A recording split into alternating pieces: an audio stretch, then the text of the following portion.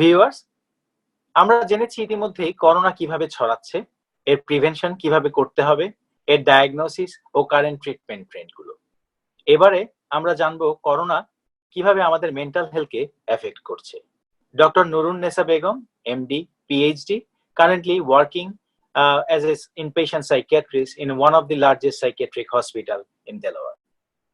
Doctor Nurun Begum, একজন psychiatrist হিসেবে আপনার ভাবনাটি আপনি কিভাবে দেখছেন এবং করোনার এই ক্রাইসিসে মানসিক স্বাস্থ্যের যত্নটি কিভাবে নিতে হবে বলে আপনি মনে করেন?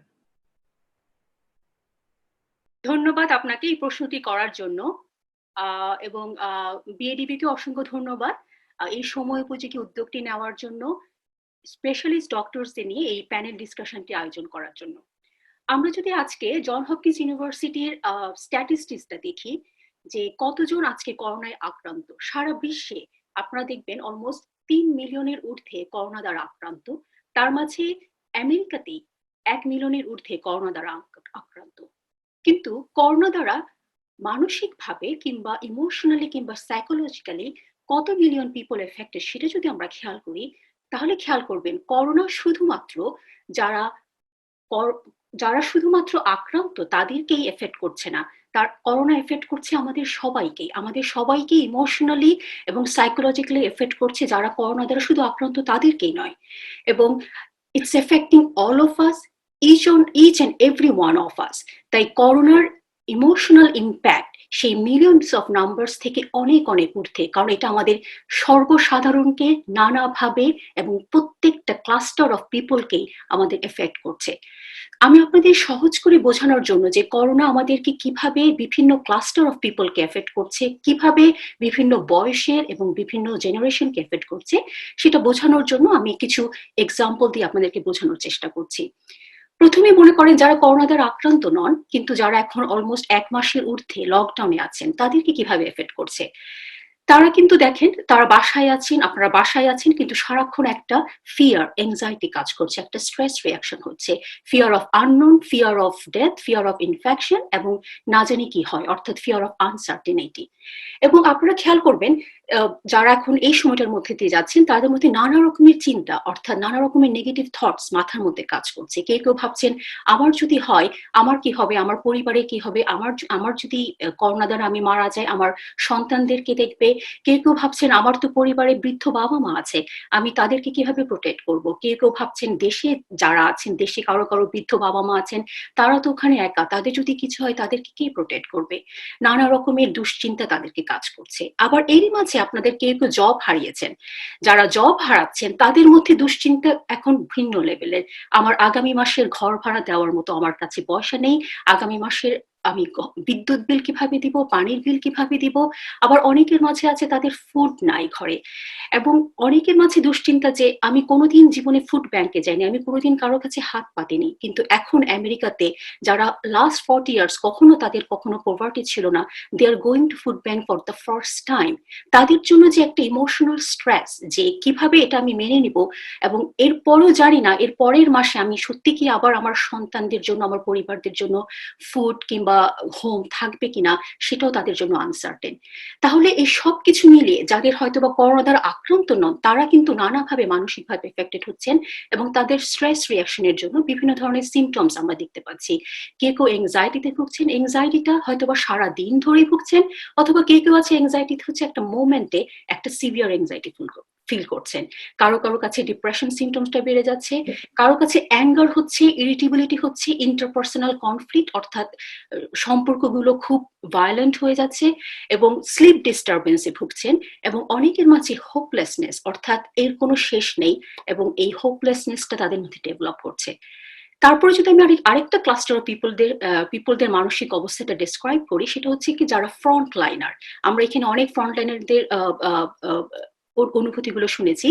তো যারা ফ্রন্ট লাইনার অর্থাৎ যারা আইসিইউতে কাজ করছেন, প্যারামেডিক, ডাক্তার, নার্স এবং অন্যান্য যারা ফ্রন্ট লাইনার আছেন, তাদের ভয় বা তাদের মানসিক অবস্থাটা একটু ডিফারেন্ট লেভেলে। কারণ কি তাদের হয়তো বা জব আছে, তাদের ঘর আছে, তাদের হয়তো বা ঘরে ফুড আছে, কিন্তু তারা কিন্তু ভোগ করছেন একটা প্রতিটা মোমেন্টে একটা intense fear of getting infected. তাদের মধ্যে ভয় কাজ করছে যদি আমি ইনফেক্টেড হই তাহলে আমি তো সেটা পরিবারে নিয়ে আসবো, পরিবারে হয়তো বা যাদের ছোট বাচ্চা আছে, বৃদ্ধ বাবা মা আছে, তাদেরকে আমি হয়তো বা ইনফেক্টেড করে দিব। তো তাদের ভয়টা প্রতিটা মোমেন্টে as if they are in the war, তারা প্রতিটা মোমেন্টে তারা ফিল করছেন যে আই মাইট গেট ইনফেক্টেড, এবং তাদের একটা গিলটি ফিলিংস, সিভিয়ার একটা গিলটি ফিলিংসও কাজ করছে in case I am the reason for the death of my family members. অর্থাৎ আমি যদি ইনফেকশন নিয়ে আসি এবং আমাদের পরিবারের যদি কেউ সেখানে আক্রান্ত হয় এবং তাদের যদি কোনো ডেথ হয়, সো তাদের মধ্যে একটা মিক্সড ইমোশনস কাজ করছে। এর মধ্যে যারা একেবারে আইসিইউতে কাজ করছেন বা যারা একদম প্রতিদিনই আইসিইউতে বা ইয়ারে কাজ করছেন, তাদের যে একটা ভয় কাজ করছে, তারা হচ্ছে প্রতিদিনই তারা মৃত্যু দেখছেন, এবং সেই মৃত্যুগুলো কিন্তু এত মৃত্যু হয়তো বা অনেকে দেখেনি এর আগে তাদের ক্যারিয়ারে। প্রতিদিনই তারা মৃত্যু দেখছে এবং মৃত্যুগুলো অনেকটা ভয়াবহ, কারণ সেই মৃত্যুগুলো খুব লোনলি, এবং তারাও ইমোশনালি এফেক্টেড হচ্ছে যখন তারা দেখছে যে কেউ মারা যাচ্ছেন কিন্তু সে একেবারেই পরিবার পরিজন নেই, একদম একা মারা যাচ্ছে। এই এই মৃত্যুগুলো যখন বারবার প্রতিদিন দেখছেন, তাদের মাঝে একটা ডিপ্রেশন কাজ করছে, এংজাইটি সিমটমস বেড়ে গেছে, এবং পিটিএসডি লাইক অর্থাৎ ট্রমাটিক এক্সপিরিয়েন্স লাইক কিছু সিমটমস তাদের মধ্যে ডেভেলপ করছে। আপনারা অনেকে জানেন যে April 27th doctor Lorna Brand, she was an ER doctor in New York, এবং উনি যখন প্রতিদিন একজন ইয়ার ডক্টর হিসাবে উনি প্রতিদিন কোভিড-19 পেশেন্টকে ট্রিট করেছেন, দেখেছেন, তাদের মৃত্যু দেখেছেন। উনি নিজেও কিন্তু একজন কোভিড ভিকটিম হয়েছেন, কোভিড ভিকটিম হয়ে বাসায় ফেরত গেছেন, এবং যখন আবার ভালো হয়ে ব্যাক করেছেন, শি কমিটেড সুইসাইড, তিনি কিন্তু আত্মহত্যা করেছেন। এবং according to new York post এবং সিএনএন, ডক্টর লর্না ব্রায়ানের কোনো প্রিভিয়াস মেন্টাল হেলথ ছিল না। তাহলে বুঝতে পারবেন যে এই যারা ফ্রন্ট লাইনার তাদেরকে কিভাবে, তাদের মানসিক স্বাস্থ্যে কিভাবে এটা এফেক্ট করছে। এবং আপনারা এটা অনেকে জানেন যে এখন সব স্টেটেই আমরা সাইকিয়াট্রিস্টরা বিভিন্ন ধরনের ফ্রি হটলাইন চালু করেছি, যেখানে স্টেট বেসড সব ডাক্তাররা যারা ফ্রন্ট লাইনার বা হেলথ কেয়ার প্রোভাইডার, তারা সেখানে সেই ফ্রি হটলাইনে কল করতে পারেন, যাতে তারা মানসিক স্বাস্থ্য সেবাটা এই সময় পেতে পারেন বা পিয়ার সাপোর্টটা পেতে পারেন। তারপর আমি আপনাদেরকে আরেকটা ক্লাস্টার অফ গ্রুপের কথা বলছি, যারা হচ্ছে আমাদের শিশু কিশোর যারা আছেন এখন, তাদেরকে কিভাবে করোনা এফেক্ট করছে। তাদের জন্য কিন্তু এটা টোটালি চেঞ্জ অফ লাইফ। তারা এখন কেউ স্কুলে যেতে পারছে না, তারা ঘরে টোটালি বন্দী, তাদের কোনো প্লে ডেট নেই, তাদের বন্ধু বান্ধবের সাথে খেলাধুলা নেই, তারা ঘরে একদম টোটালি লকডাউন। এরই মাঝে তারা দেখছে তাদের বাবা মা নানা কিছু নিয়ে অস্থিরতায় আছে। কিরকম? বাবা মা কথা বলছে কারো মৃত্যু নিয়ে, করোনার অনিশ্চয়তা নিয়ে, জব হারাচ্ছে, তারা কিভাবে ফুড প্রোভাইড করবে, এগুলো তারা প্রতি মোমেন্টে হয়তো বা বাবা মার কাছ থেকে শুনছেন। আর যখন বাবা মাকে দেখছেন তারা যে তারা খুব অ্যাংশাস হয়ে আছেন এবং নানা রকমের এংজাইটি রিলেটেড কথা বলছেন, আমাদের শিশু কিশোরকে কিন্তু সেটা এফেক্ট করছে। তারা সেটা পারসিভ করছে এবং তারাও মনের মাঝে নানা রকমের এংজাইটিতে ভুগছেন। এবং তাদের সিমটম গুলো হচ্ছে তারা ডিসরাপটিভ মুড ডিসরেগুলেশন হচ্ছে, তাদের স্লিপ ডিস্টারবেন্স হচ্ছে। অনেক শিশু কিশোরদের দেখা যাচ্ছে যদিও তারা হোম স্কুলিং করছে, তাদের কিন্তু ফোকাস কনসেন্ট্রেশন কমে গেছে, তাদের স্লিপ হাইজিনটা নষ্ট হয়ে গেছে, এবং তাদের নানা রকমের বিহেভিয়ারাল ডিস্টারবেন্স দেখা দিয়েছে। এখন আপনাদের একটা ল্যান্ডসেটে একটি পাবলিকেশন হয়েছিল এপ্রিল 14th, সেটা হচ্ছে mental health effect of school closure during কোভিড-19। ল্যান্ডসেটের এই পাবলিকেশন ওরা দেখিয়েছিল যে 2111 ওরা কিছু পার্টিসিপেন্ট নিয়েছে ইন ইউকে। সেখানে ওদেরকে জিজ্ঞেস করা হয়েছিল যে তাদের মেন্টাল হেলথের এফেক্ট কি হয়েছে due to the closure of the school. সেখানে 83% বলেছে যাদের প্রিভিয়াস মেন্টাল হেলথ ছিল তাদের significantly deterioration of the symptoms হয়েছে due to the school closure.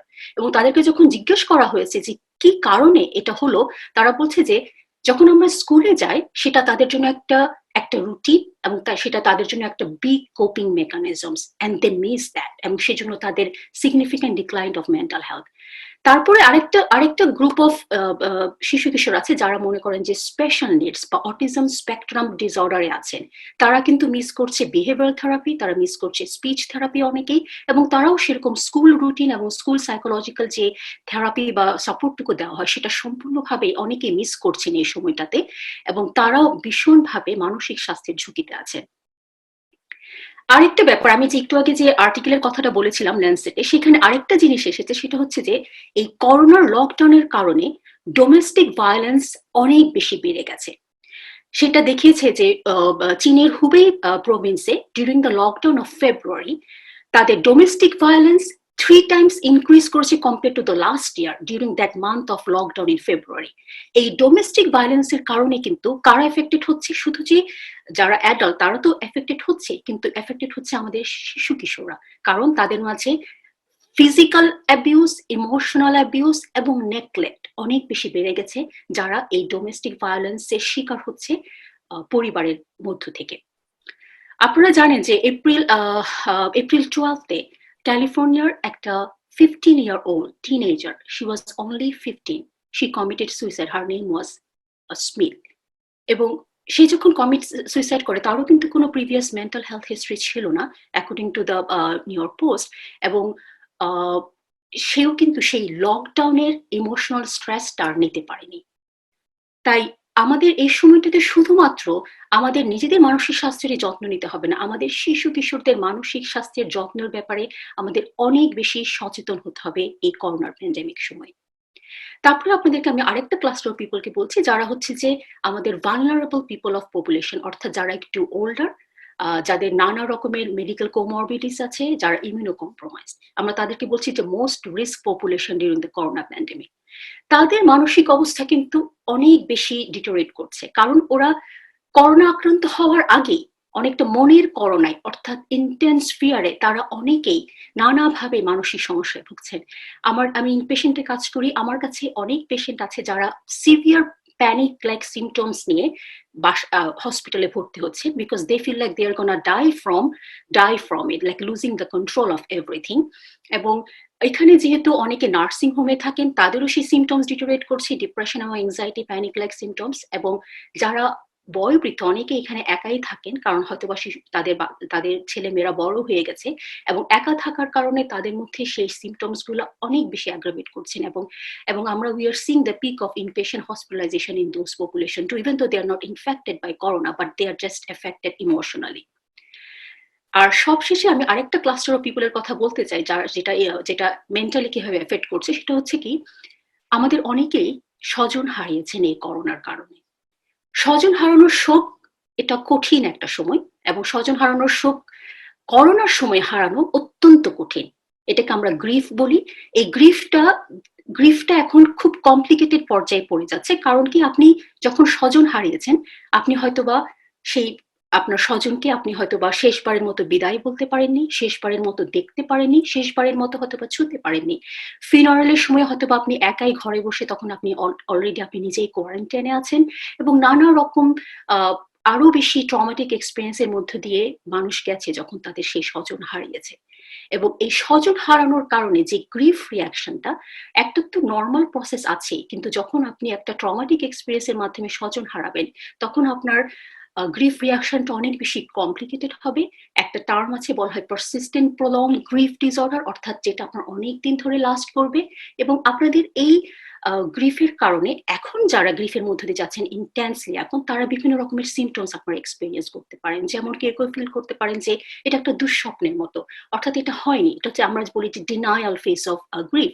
অনেকে দুঃস্বপ্ন দেখে ঘুম ভাগছেন, অর্থাৎ আপনি ঘুমোতেই পারছেন না, আপনি সারাদিনে হয়তোবা কাঁদছেন, অর্থাৎ আপনার অনেক বেশি ইনক্রিজ ক্রাইং স্পেলস হচ্ছে, আপনার অ্যাঙ্গার হচ্ছে, that is also the face of grief. আপনার অ্যাঙ্গার হচ্ছে টুয়ার্ডস গড, আপনি ভাবছেন why it's me, why it happen to my dad, why it happen to my মম।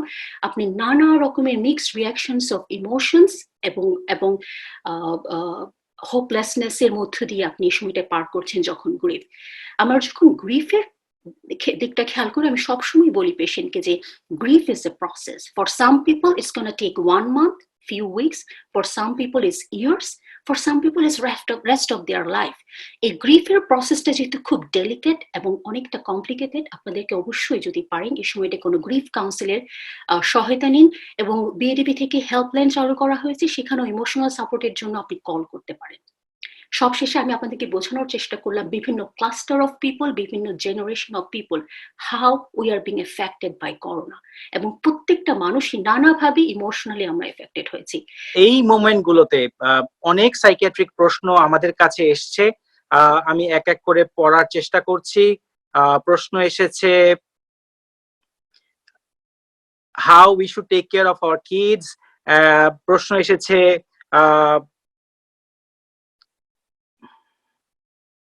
প্রশ্ন এসেছে আমাদের কি করণীয়, হেলথ, আমরা কি জগিং করতে বাইরে বেরোবো কিনা। প্রশ্ন এসেছে বাচ্চাদের ব্যাপারেই প্রশ্ন, একই প্রশ্নই, বাচ্চাদের কিভাবে টেক কেয়ার করব। প্রশ্ন এসেছে আসলে প্রশ্নগুলো সব একই, যে মেন্টাল হেলথের কোপিং স্ট্র্যাটেজিটা কি হবে। আমি ডক্টর নুরুন বেগমের কাছে আসতে চাই ফিরে, উনি বলবেন কোপিং স্ট্র্যাটেজি। ধন্যবাদ।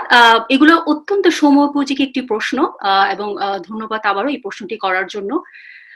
আমি একটু আগে বলছিলাম যে করোনা কিভাবে আমাদের সবাইকে এফেক্ট করেছে, এবং বিশেষজ্ঞরা বলছে যে সাবধানবাণী করছে যে করোনা প্যান্ডেমিকের পরে the next pandemic will B a mental health pandemic, এবং আমাদের সবাইকে সেজন্য এই সময়ে আমাদের মানসিক স্বাস্থ্যের যত্নের দিকে খুব মনোযোগী হতে হবে। আপনাদেরকে আমি এই এখন বিভিন্ন কোপিং স্কিলস নিয়ে কিছুটা বলতে চাই, এবং আপনাদেরকে সহজ করে বোঝানোর জন্য কিভাবে আপনি এই করোনার প্যান্ডেমিকের সময়ে মানসিক স্বাস্থ্যের যত্ন নেবেন সেটা সহজ করে বোঝানোর জন্য আমি তিনটি স্টেপ বা তিনটি ধাপ আমি আপনাদের সামনে এক্সপ্লেইন করব। প্রথম যে স্টেপটা আমি আপনাদেরকে এক্সপ্লেইন করব সেটা হচ্ছে কি অ্যাকসেপ্টেন্স। আপনাকে নিজেকে বলতে হবে যে it's okay to be not to be okay at this time. This is a very important message that you have to tell yourself. অর্থাৎ আপনি এই করোনায় আপনি একা নন, বিশ্বের সবাই নানাভাবে এটাতে ডিল করছে, নানাভাবে এটাতে স্ট্রেসে আছে, বিশ্বের অনেকে নানাভাবে এটা দ্বারা এফেক্টেড হয়েছে। আপনাকে নিজেকে বলতে হবে আমি এখানে একা নই, সবার সাথেই আমি এটাকে ডিল করতে পারবো। এবং আপনি যখন এটা অ্যাকসেপ্ট করে নেবেন, it will bring down your anxiety. এবং আপনি আরো কিছু তারপরের যে স্টেপটা সেটা হচ্ছে যে আমি যেটা সেকেন্ড স্টেপ বলতে চাই সেটা হচ্ছে কি আপনাকে বলতে হবে যে এটাকে আমরা বলি appreciation and positive thinking. What is appreciation? এই অ্যাপ্রিসিয়েশন শব্দটি এই সময়টা খুবই ইম্পর্টেন্ট। আপনাদেরকে বলতে হবে যে আপনি যা কিছু, whatever the little things you have, you need to appreciate at this time. আপনার কি ঘরে খাওয়া আছে? আপনার কি ঘরে ফুড আছে? আপনার কি ঘরে পরিবার পরিজন আছে যারা অথবা আপনাদের শিশু কিশোররা আছে যারা মোটামুটি সুস্থ আছে? আপনার কি আগামী 2 মাসের জন্য সেভিংস আছে? আপনার কি জব আছে এখনো? আপনার কি রুফ আছে, অর্থাৎ আপনি হোমলেস নন? আপনার যে লিটল থিংস গুলো আপনার আছে, you need to appreciate that at this time. আপনি কি আপনার শিশু কিশোরদের জড়িয়ে ধরতে পারছেন? যারা কিন্তু কোয়ারেন্টাইনে আছে তারা হয়তো বা ফর 2-3 উইকস তারা তার শিশু কিশোরদের জড়িয়ে ধরতে পারছেন না, কিস করতে পারছেন না। But if you are healthy and you are able to hug them, আপনাকে কিন্তু সেই মোমেন্ট অফ অ্যাপ্রিসিয়েশন, অর্থাৎ you have to tell yourself yes I appreciate this moment. আপনি যখনই এই অ্যাপ্রিসিয়েশনটা করছেন, appreciating the moment, whatever the little things you have, it gives you a positive response. এই সেকেন্ড স্টেপ আমি যেটা বলছি সেটা হচ্ছে অ্যাপ্রিসিয়েশন অ্যান্ড পজিটিভ থিঙ্কিং। এই পজিটিভ থিঙ্কিং জিনিসটা কি? অর্থাৎ আপনার মনের মধ্যে এখন নানা রকমের নেগেটিভ থিঙ্কিং কাজ করছে, এটাকে আমরা বলি negative ruminating thoughts, one after another it's coming. আচ্ছা আমি যদি মারা যাই আমার বাচ্চার কি হবে? আমার কি করোনা হয়েই গেল? আচ্ছা আমার পরিবার কি বাঁচবে? It's like one after another you are feeling lots of negative ruminating thoughts. It's actually affecting you. তাহলে আপনাকে যেটা করতে হবে পজিটিভ থিঙ্কিং, অর্থাৎ পজিটিভ ওয়ে আপনাকে সুইচ করতে হবে। যেমন আপনাকে একটা এক্সাম্পল দিই, আপনার একটা নেগেটিভ থটস আসলো যে আচ্ছা করোনাতে যদি আমি এফেক্টেড হই তাহলে তো আমি মারা যাব, আমার কি হবে? এটা একটা আপনার নেগেটিভ থটস। আপনার পজিটিভ থিঙ্কিং আপনাকে বলতে হবে যে করোনাতে এখনো পর্যন্ত 80-85% পিপল ভালো হয়ে গেছে, আমিও তাদের মাঝেই একজনই হব যে ভালো হয়ে উঠবো। সো আপনাকে এভাবে আপনার সুইচ করতে হবে from negative thinking to positive thinking. এরকম আপনার যতগুলো নেগেটিভ থিঙ্কিংস আসবে, as I said, like there will be lot of negative thoughts in your head. আপনার যতগুলো নেগেটিভ থটস আছে আপনি যদি পারেন আপনি ডায়েরি মেনটেন করতে পারেন, একটা ডায়েরির মাঝে আপনি এক পাশে আপনার প্রত্যেকটা নেগেটিভ থটস লিখুন এবং আরেক পাশে সেই নেগেটিভ থটসটাকে আপনি কি করে পজিটিভলি সুইচ করছেন সেগুলো লিখবেন। এবং you can maintain a diary during the day time where you're gonna practice how you're gonna change your negative thoughts to positive thinking. এই জিনিসটা কেন ইম্পর্টেন্ট? সায়েন্টিফিক্যালি প্রুভ, আপনি যখন নেগেটিভ থিঙ্কিং করছেন সাথে সাথে আপনার ইনফ্লামেটরি সাইটোকাইন্স, গামা ইন্টারফেরন, এই জিনিসগুলো কিন্তু আপনার বডিতে রিলিজ হয়, ইভেন আপনার ব্রেনও রিলিজ হয়। এবং যখন এই ইনফ্লামেটরি রেসপন্স গুলো হয়, ইট ডিক্রিজ ইউর ইমিউনিটি। এই সময়টা ইমিউনিটি খুব ইম্পর্টেন্ট। করোনার কিন্তু কোনো কিউর এখনো তৈরি হয়নি। আপনি যদি করোনাতে এফেক্টেড হয়ে যান, আপনার যদি ভালো ইমিউনিটি থাকে, you probably has a better chance to survive. তাহলে আপনাকে বলতে হবে যে we need to think positively. Whatever we have to appreciate, which is I call it like an appreciation. Our second step হচ্ছে যে we need to change our all negative thoughts into the positive thoughts, and you can maintain a diary whatever it makes you feel better to go do. এবং 3 নম্বর step যেটা, সেটা হচ্ছে কি, সেটা হচ্ছে behavioral strategy and coping skills. Behaviour স্ট্র্যাটেজিটা কি? এই সময়টাতে আপনাদের নানা রকমের বিহেভিয়ার স্ট্র্যাটেজি গুলো আপনাদের মেনটেন করতে হবে। প্রথম যে বিহেভিয়ারাল চেঞ্জটা আপনাদের করতে হবে সেটা হচ্ছে এখন আপনাকে সারাদিন ধরে ফেসবুক, ইনস্টাগ্রাম, ফক্স, সিএনএন, নানা রকমের নিউজে নানা রকমের করোনা রিলেটেড ইনফরমেশন নিতে গিয়ে সারাদিন ধরে আপনি এংজাইটিতে ভুগবেন না। সারাদিন ধরে ফেসবুকে নিউজ ফিডে যাবেন না, আচ্ছা করোনার কি হলো। আপনাকে দিনের একটা নির্দিষ্ট সময়ে টেক এ মোমেন্ট, যে আপনার একটা নির্দিষ্ট সময়ে একটি অথেন্টিক সোর্স থেকে, সেটা হতে পারে সিডিসি অথবা জন হপকিন্স, যে কোনো একটা অথেন্টিক সোর্স থেকে আপনি করোনার আপডেটটুকু জানবেন। আপনাকে করোনা সম্পর্কে জানতে হবে, you need to be updated, কারণ করোনা হচ্ছে যে একটা টোটালি আননোন ডিজিজ। এখন আপনাকে জানতে হবে, কিন্তু আপনি সারাদিন ধরে নিউজ ফিডের সামনে থাকবেন না। একটা নির্দিষ্ট সময় ধরে আপনি প্রতিদিন নিজেকে স্পেন্ড করুন সেই করোনা সম্পর্কে জানার জন্য। দ্বিতীয় যে স্টেপটা আমি বিহেভিয়ার স্ট্র্যাটেজি বলবো, সেটা হচ্ছে কি, আপনাকে একটা ঘরের মাঝে যদি পারেন একটা রিল্যাক্সেশন কর্নার করুন। সেই রিল্যাক্সেশন কর্নারে আপনি কি করতে পারেন? আপনি মেডিটেশন করতে পারেন, যোগা করতে পারেন। আপনি যেটা করতে পারেন, যদি আপনি মনে করেন যে আপনি গান শুনতে ভালোবাসেন, গান শুনতে পারেন। আপনি বই পড়তে পারেন, আপনি এক্সারসাইজ করতে পারেন। সেই এক্সারসাইজটা আপনার এখন নানাভাবে ইউটিউব চ্যানেল দিয়েও এক্সারসাইজ করা যায়। আপনার যদি মেশিন এক্সারসাইজের কোনো মেশিন না থাকে, you can even do it online. অর্থাৎ আপনি সেই রিল্যাক্সেশন কর্নারে আপনি একটা নির্দিষ্ট সময়ে চেষ্টা করবেন যে কোনো কিছু করতে যেটাতে আপনাকে রিল্যাক্স করবে।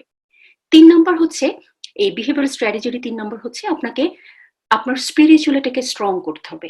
আমরা যারা ধর্মে বিশ্বাসী তাদেরকে সেই ধর্ম পালনগুলো খুব সুন্দরভাবে করতে হবে। নামাজ পড়া, তারপরে কোরআন শরীফ পড়া, বা যে ধর্মে আপনারা পালন করছেন সেই ধর্মটুকে পালন করুন।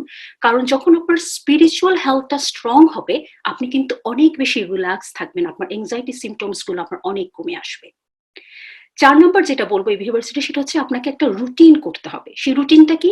আপনি আপনার শিশু কিশোর, আপনার বয়োবৃদ্ধ, আপনি যাদেরকে নিয়ে আছেন তাদের সবার জন্য একটা স্ট্রাকচার, একটা রুটিন থাকতে হবে বাসায়, এবং সেই রুটিনটা আপনাদের সবাইকে নিয়ে সেটা ফলো করতে হবে।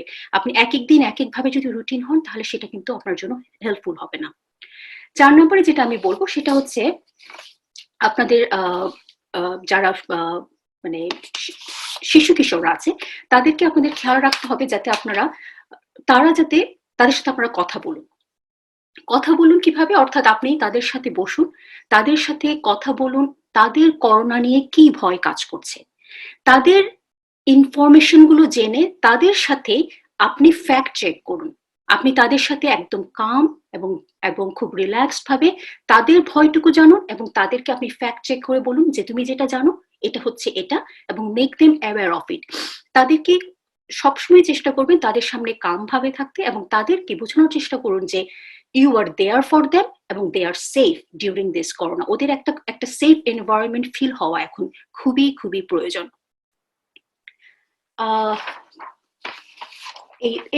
আচ্ছা, আরেকটা জিনিস আমি বলতে চাই, সেটা হচ্ছে কি, দিনের একটা নির্দিষ্ট সময় আপনাদেরকে স্পেন্ড করতে হবে পরিবারের সবাই মিলে। সেটা হচ্ছে একটা কোয়ালিটি টাইম মেনটেন করার জন্য। এই নির্দিষ্ট সময়টাতে আপনারা কি করতে পারেন? আপনারা বোর্ড গেম খেলতে পারেন, আপনারা মুভি দেখতে পারেন, আপনারা সবাই মিলে যদি মনে করেন যে কিডসরাও ইনভলভ, কিডসদের সাথে এক্সারসাইজ করতে পারেন, ওরা যদি মেডিটেশন করতে চায় তাদের সাথে মেডিটেশনও করতে পারেন। খেয়াল রাখবেন যখন আপনি একটা কোয়ালিটি টাইম স্পেন্ড করছেন পরিবারের সবাই মিলে কিডসদের সহকে ইনভলভ করে, এটা শুধু আপনার উপরেই এফেক্ট করছে না, আপনাকে শুধু পজিটিভলি হেল্প করছে না, শিশু কিশোররা কিন্তু এটাতে ভীষণভাবে পজিটিভলি একটা কোপিং স্কিলস এর মাধ্যমে তারা যাচ্ছে এবং তাদের এংজাইটিটুকু অনেক বেশি ডিক্রিজ করে এবং they feel like they are empowered and they are safe. So এই জিনিসটা কিন্তু আপনার রুটিনের মধ্যে নিয়ে আসতে হবে যে একটা নির্দিষ্ট সময় you need to spend a quality time all together, like সব ফ্যামিলি মেম্বার মিলে। এই সময়টা বোর্ড গেমটা খুব ভালো কাজ দিতে পারে। আর আরেকটা জিনিস হচ্ছে যে আপনারা এখন যারা লকডাউনে আছেন তাদেরকে কিন্তু চেষ্টা করতে হবে একটা ট্রাস্টেড বা এক দুজন ট্রাস্টেড ফ্রেন্ডের সাথে, যখনই আপনার খুব অ্যাংশাস লাগবে, এংজাইটি লাগবে, সেই ট্রাস্টেড ফ্রেন্ডের সাথে কথা বলুন, কথা বলে তাদের সাথে যোগাযোগ করুন, মানে কি আপনার মনের মধ্যে হচ্ছে, এবং আপনাদের সব পরিবার পরিজনের সাথে ফেস টাইম করুন, তাদের সাথে মেসেঞ্জারে যোগাযোগ রাখুন, so that you don't feel lonely at home when you are on lockdown. You need to be connected with all your family members. আর নাম্বার 6 যেটা, সেটা হচ্ছে আপনার স্লিপ হাইজিনটা খুবই ইম্পর্টেন্ট। এই সময়টা আপনাকে খেয়াল রাখতে হবে যাতে আপনি স্লিপ ডিস্টার্বেন্সে ভুগছেন। এই স্লিপ হাইজিনটা মেনটেন করতে আপনাকে যেটা করতে হবে, অর্থাৎ দরকার হলে আপনি একটা হট শাওয়ার নিন, আপনি দরকার হলে ওয়ার্ম মিল্ক খান অথবা একটু ইয়োগা করে নিন, এবং স্লিপটাকে আপনার অ্যাটলিস্ট 7 to 9 আওয়ার্স রাখার চেষ্টা করুন। মনে রাখবেন আপনার যদি স্লিপ ডিস্টার্বেন্স হয় আপনার কিন্তু মুড ডিস্টার্বেন্সও বেড়ে যাবে। এবং লাস্টে আমি বলবো আপনাদের সবাইকে চেষ্টা করতে হবে এই লকডাউনের সময়ে হেলদি একটা ডায়েট হ্যাবিট মেনটেন করার জন্য। এই যে স্ট্র্যাটেজি গুলো বললাম এটা হচ্ছে যে একটা বিহেভিয়ারাল স্ট্র্যাটেজি, আর এটার সাথে আছে কিছু কোপিং স্কিলস। এই কোপিং স্কিলসটা কেন ইম্পর্টেন্ট, আপনি সবকিছু মেনটেন করছেন but there will be moment যে আপনি পারছেন না, কোনো you are feeling like you are losing control of everything, you are breathing hard, you can not take it anymore. যখনই আপনার এই মোমেন্ট গুলো আসবে, সিভিয়ার এংজাইটি, তখন আপনাকে কিছু কোপিং স্কিলসও জানতে হবে। সেই কোপিং স্কিলস এর মধ্যে আমি সাধারণত বলে থাকি যে ডিপ ব্রিদিং টেকনিক্স, এটা হচ্ছে লং ডিপ ব্রিদিং টেকনিক্সটা ইউজ করা, কেউ মাসেল রিল্যাক্সেশনটা ইউজ করতে পারেন, এবং বাচ্চাদের ক্ষেত্রে তাদের ডিপ ব্রিদিং টেকনিকের সাথে সাথে তারা ইউজ করতে পারেন ধরুন count backward from 100 to backward, you can even use those coping skills too. আর যারা মেন্টাল, সবশেষে বলতে চাই যাদের মেন্টাল হেলথ প্রিভিয়াস হিস্ট্রি আছে তাদেরকে অবশ্যই এখন আপনাদের সব সাইকিয়াট্রিস্টের সাথে এবং সাইকোলজিস্টের সাথে নিয়মিত যোগাযোগ রাখুন। আপনার মেডিকেশন অ্যাডজাস্টমেন্ট যদি করতে হয় অথবা আপনার যদি থেরাপি লাগে, আপনাকে এই সময় করে সবচেয়ে বেশি আপনার সাইকিয়াট্রিস্টের সাথে কানেক্টেড থাকতে হবে। তাহলে আমি যদি একটু সামারাইজ করে বলি, প্রথম শব্দটা হচ্ছে যে অ্যাকসেপ্টেন্স, আপনাকে অ্যাকসেপ্ট করে নিতে হবে। দ্য সেকেন্ড স্টেপটা আমি বলছি সেটা হচ্ছে কি যে অ্যাপ্রিসিয়েশন অ্যান্ড পজিটিভ থিঙ্কিং, এবং দ্য লাস্ট স্টেপটা আমি বলবো নানা রকমের বিহেভিয়ার স্ট্র্যাটেজি এবং কোপিং স্কিলস গুলো মেনটেন করা। তাই করোনার এই প্যান্ডেমিকের সময় মানসিক স্বাস্থ্যের আপনার যত্ন নিন এবং সবাই আমরা চলুন চেষ্টা করি ইমোশনালি ভালো থাকার জন্য। ধন্যবাদ ডক্টর নুরুন বেগম, আপনাকে এবং প্যানেলিস্ট সবাইকে ধন্যবাদ দিয়ে আমি আমাদের অনুষ্ঠানটি রেপ আপ করতে চাই। অনেকেই বলে থাকেন যে হেলথ কেয়ার ওয়ার্কার্স হচ্ছেন front line in corona pandemic. এখানে কোনো দ্বিমত নেই যে সাহসিকতার সাথে তারা সামনে থেকে এই যুদ্ধে সামিল হয়েছেন এবং জীবন বাজি রেখে এই এখনো যুদ্ধ চালিয়ে যাচ্ছেন, তার কোনো তুলনা নেই। কিন্তু পাবলিক হেলথের ইতিহাস যদি আমরা ঘাঁটি, আমরা দেখব যে এর মূল বিষয়টি হলো আসলে বড়সড় বিপদ আসার আগেই সেটাকে কিভাবে প্রতিরোধ করতে হবে তার পরিকল্পনা ও বাস্তবায়নের রূপরেখা। আমরা চাই আজকের আলোচনার নিরিখে আমরা যা কিছু জানলাম সেই নতুন জানা ও শেখার মাধ্যমে কমিউনিটির সবার সামনের সারিতে কাঁধে কাঁধ মিলিয়ে করোনা প্রতিরোধে প্রথম প্রতিরক্ষা বলয়টি আপনারা তৈরি করতে পারবেন। মেডিকেল প্রফেশনে আমরা যারা যুক্ত আছি, যারা প্রতিনিয়তই সামনে যাচ্ছি এবং কাজ করছি, আমরা আসলে যুদ্ধটা চালাচ্ছি পেছনের সারি থেকে। আমরা আসলে লাস্ট লাইন অফ ডিফেন্স। আমি বিশ্বাস করতে চাই যে এই যুদ্ধে পেছনের সারিতেই যেন আমাদের থেকে যেতে হয় এবং সেটাই হবে আসলে করোনার বিরুদ্ধে সাধারণ জনতার জয়। বিদায় নিচ্ছি আজকের মতো। আমি ডক্টর আশিক আনসার, আবারও দেখা হবে সেই অপেক্ষায় রইলাম। ধন্যবাদ সবাইকে। ধন্যবাদ।